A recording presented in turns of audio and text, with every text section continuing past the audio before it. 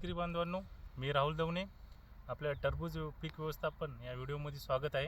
आपण जे की आत्तापर्यंत सांगितलेलं आहे 1 ते 10 दिवसाचं व्यवस्थापन. आता इथून पुढं जे आहे 10 ते 20व्या दिवसापर्यंत आपल्याला काय करायला पाहिजे. आपला जे प्लॉट आहे तुम्ही बघत असता, सध्याची स्थिती अशी आहे प्लॉटची.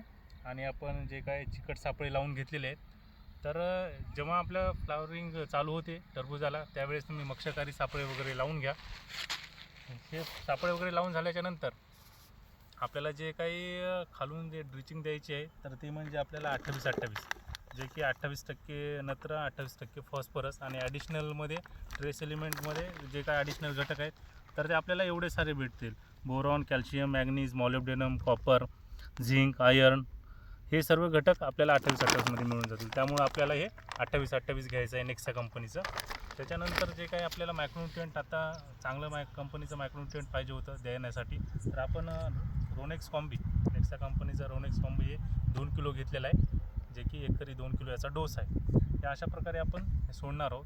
त्याच्यानंतर जी काही आपल्याला 11व्या दिवशी किंवा 12व्या दिवशी सोडणं झाल्याच्या नंतर जे आपली दुसरी फवारणी जी करायची आहे ते आपल्याला, ते फवारणीमध्ये आपण सायंट्रानिप्रॉल हे आपल्याला कीटकनाशक घ्यायचं आहे. त्याच्या बरोबरीलाच जे बुरशीनाशक आपण वापरणार आहोत ते म्हणजे सायमोक्झानिल प्लस मँकोझेब.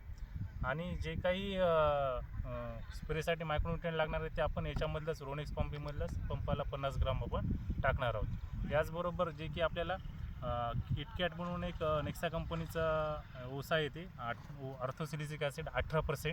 तर त्यामुळं काय होईल, आपल्या झाडांची जे का पानाची जाडी वगैरे आहे आणि ट्रेस कंडिशनमधून बाहेर काढण्यासाठी आपल्याला मदत करेल किटकॅटमुळं. ते आपल्याला एक घ्यायचं आहे. तिथून जे आपल्या 4-5 दिवसाचा कालावधी जाईल, त्या आपल्याला 1448 म्हणा, नेक्सा कंपनीचं 1448 हे आपल्याला पुन्हा आपल्याला सोडायचं आहे. या कालावधीमध्ये जर थंडी जास्त वाटत असेल, जर आपले पळत नसतील, तर अशा वेळेस आपल्याला जे की सिजंटा कंपनीचं थायोन्यूट्री म्हणून आहे ते आपल्याला वापरायचं आहे एकरी 3 किलो. त्यामुळं काय होईल, जे थंडीचा जे त्रास झाडाला झालेला आहे ते कमी होऊन जाईल आणि आपले जे आहे ते थोडं पळतील.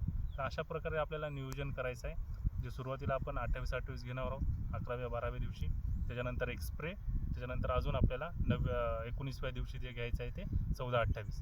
आणि अशा प्रकारे आपण हे सेकंड नियोजन असेल. तर धन्यवाद.